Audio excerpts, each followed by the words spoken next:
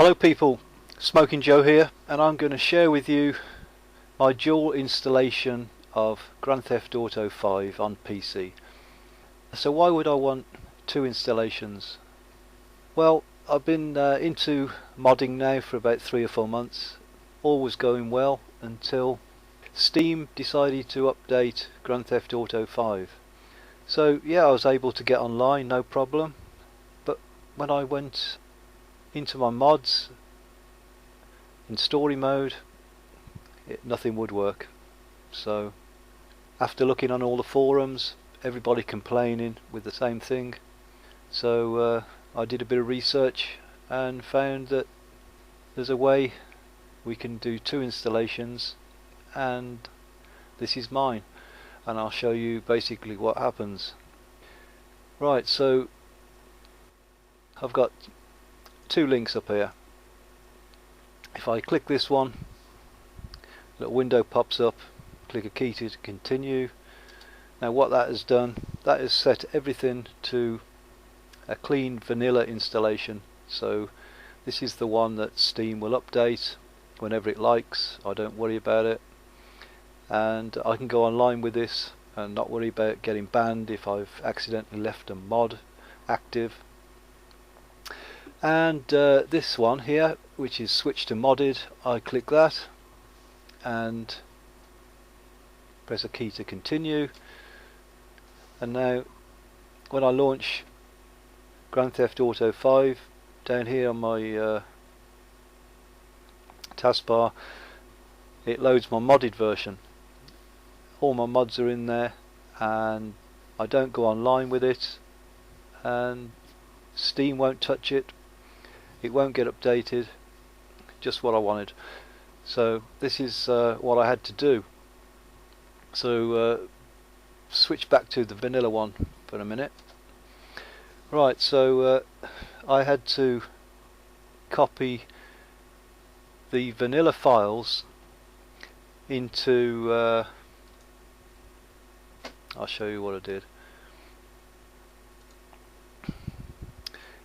And to see, I created games, and then I created two folders: GTA V modded, GTA V vanilla. So you should, I've kept the default installation, which is in C, Program Files 86, Steam Apps, Common, Grand Theft Auto V. So you always know where the path is because you can see GTA5.exe is there. So basically you copy all the files from here. You usually do a Control and A, which highlights them all, then a Control and C, which copies them, and then go back to C, Games, go into there. I've already got them here, but then you go Control V, and it will copy all of your game files. So as you can see, it's clean installation. You hover over there, you see it's the 7.57.4 version, which is current, and yes, Steam updates as it needs to, no problem at all. You also copy the files into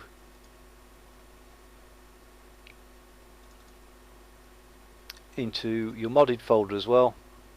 You can see here I've got mods folder, scripts folder, quite a bit of junk in here, you know, mods and ScripthookV and a trainer. So once we'd done that, then I had to create some batch files, which does a bit of work for me, which basically tells Steam where the files are and a few other things. So I created a folder called GTA V BAT, which tells me it's batch files in here. So what I did, got two batch files.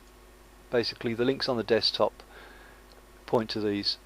So we'll have a look at the one which runs when I want to go online, so it's the vanilla setup. What this does, it configures the Steam client service, which is running by default. Steam controls it, so if it's running and it's allowed to run, even if you stop it, Steam will start it again. If you change your firewall rules to try and block Steam, this service will unblock them, so your installation would still get updated as long as this service is running. So what this does is it configures a Steam client to start up on demand, which is fine, and then it makes sure the Steam firewall is enabled, so to allow it to go online or connect to your PC and update it, and also the Steam web helper firewall rule, it enables that.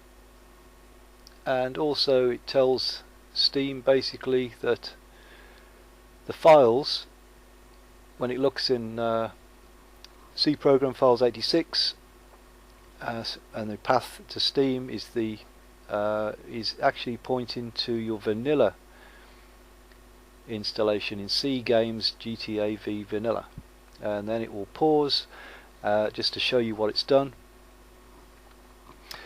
So that is basically the setup which Steam creates when it installs GTA 5. However, when we want to go in and use the modded installation, we would use this batch file. Basically it will stop the Steam client service, and also configures that the startup is disabled, so Steam cannot run it because it's disabled.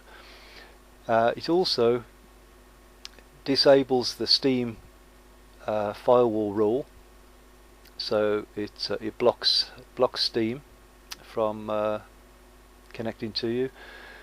Also the Steam web helper. It also then points the default installation of Steam to our modded installation, and then it will pause to display and show you what it's done. So let's run that and see what happens. There you go, you see that it's Steam client isn't running at the moment because I haven't got Steam running. It's set it to disabled, so that's successfully done. It's also changed the Windows firewall to disabled for Steam, and the firewall for the Steam web helper, which I'm not sure whether that does anything, but I've done it anyway and set that to disabled. It's made sure that the old rule is removed, and it's pointed the installation to the GTA V modded folder. Okay, so you may or may not have the same place as the installation, but you can, as long as when you're in here you can change these to suit. So that is the directory, the path to where GTA 5.exe is, and so if whatever is there, you would change this to the same, and then as long as you keep that, you may want to put it in the E drive or D drive, whatever you want to do, you can adapt it there. But this is just my installation, so you can copy it if you want, or adapt it to your own. The other thing I did do in the modded version is create a text file that says command-line.txt. Inside there, just put this command, which is minus SC offline only. And what that does is when you start Grand Theft Auto, it will disable going online. Now what happens as well when you start to run after you've switched to the modded version, when you start GTA 5, if you haven't got Steam running, it will complain that the let me just show you, it's saying the service isn't running. You just cancel that, and after you've cancelled it, it will start up and run. So just to recap,